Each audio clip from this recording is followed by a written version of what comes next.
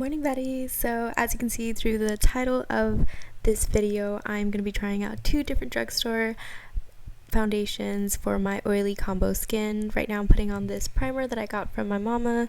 It is this matcha primer for my oily combo skin. I'm working it into the T-zone, so I was really excited to do this video because I've seen really good reviews for both of these foundations, and I'm super excited because I've been using dewy and glowy foundations my entire life, and that probably doesn't make any sense to you at all. So here I have the Maybelline Fit Me, and it is in the shade 310 Sun Beige, I think. And then I have the Loreal Infallible 24-hour wear in 475, and it actually is called Sun Beige as well, so I thought that was pretty funny. I'm going to do half and half on my face, and I have work today, so hopefully it doesn't look crazy.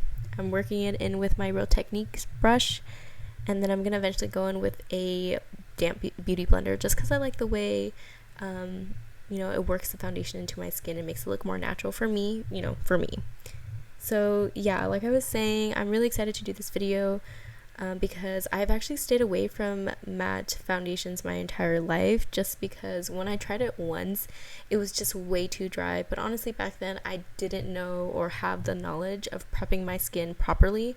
So I've been super oily, and just the glowy and dewy foundation has just not been working for me this past like 6 months or a year, I think. So I just figured, you know what, let me try the matte and see what I can do now that I am older and I've been wearing makeup for a little longer now, and knowing what I know now, maybe I can actually do this.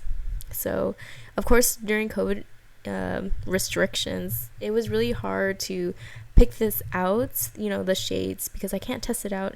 So I actually had my friend just help me look at it for a really long time, and she picked these colors out for me, and they actually matched me so well. It might look a little bright right there, but as you can see, it blends into my neck, and amazing, just amazing. So I was really happy about that.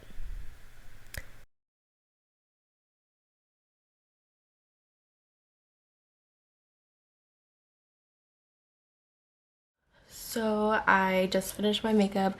I just did something, simple because I'm just going to work. But so far it looks pretty good. There's a little like separation on my nose. I don't know, I'm gonna have to figure that out, whether I change my primer or something, because that was my first time using that primer. But we're gonna see how this lasts. I'm not gonna take any powder with me or anything to touch up, except for obviously my lip gloss. But I'm not gonna be back home for like another 9 or 10 hours because I work that long. But I will show you guys at the end of the day, probably also with better lighting too. So wish me luck. Hey guys, so I'm back from work. I left here around like 8:30, so I started getting ready around like 8ish, and it is, I think, like 6:30 now. Honestly, I was super happy how this turned out. Like, you can see like I'm a little oily right here, but considering I went through the entire day without like any powder or anything, like I really like these foundations. But I definitely can see like a difference, like a minor difference. One they are both like pretty perfectly color matched to me, so I really like that. However, I noticed that for the Fit Me one, I would need a little bit more because it's not that much full coverage. Maybe I was doing it wrong or something, I don't know, but to me it didn't really seem like it was that full coverage compared to like this side. Like so I did like that. You can kind of see there's just like a little bit of separation. But honestly, like, I think it's because of the primer that I use. I think I need to get a more tacky primer for the foundation to stick.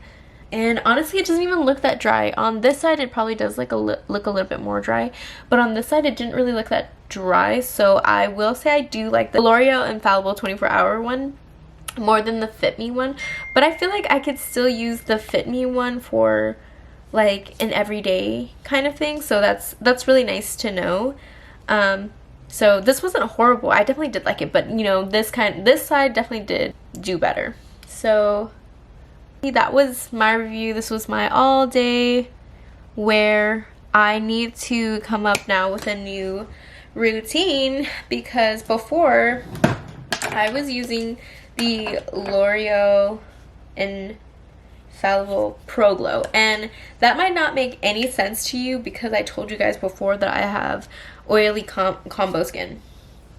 See, okay, so for a while this did work for me. I would just use a matte primer and then I would use a dewy foundation because it just worked for me. The matte primer would help me with my oil, and then it wouldn't be too dry on my skin, because that was my problem using a matte foundation, because it was just too drying to me, and it just didn't, it just looked bad. I don't know. And then these past like year, I think I don't know what's been happening, but it's just not, it has not been doing how it used to, if that makes sense.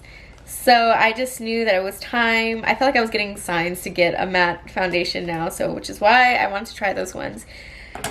So I guess it's time to say goodbye to these because I love them. I used them for years. For when I started wearing makeup, this was my go-to drugstore, you know, foundation for about like 3-4 years now. It's time to say goodbye. It's okay though, you know, we found some other replacements. We found her cousin, Miss Loreal Infallible 24 wear, so we're still good. But it's always, you know, sad to say goodbye to an old routine that you used to have. But yeah, I'm pretty excited to, you know, see all the makeup looks that I can do with these new foundations now, and they're not that expensive. I think they were both around like $10 to $11. So yeah, let me know if you guys like it. Give me a thumbs up, comments, and subscribe. I will see you guys later. Bye.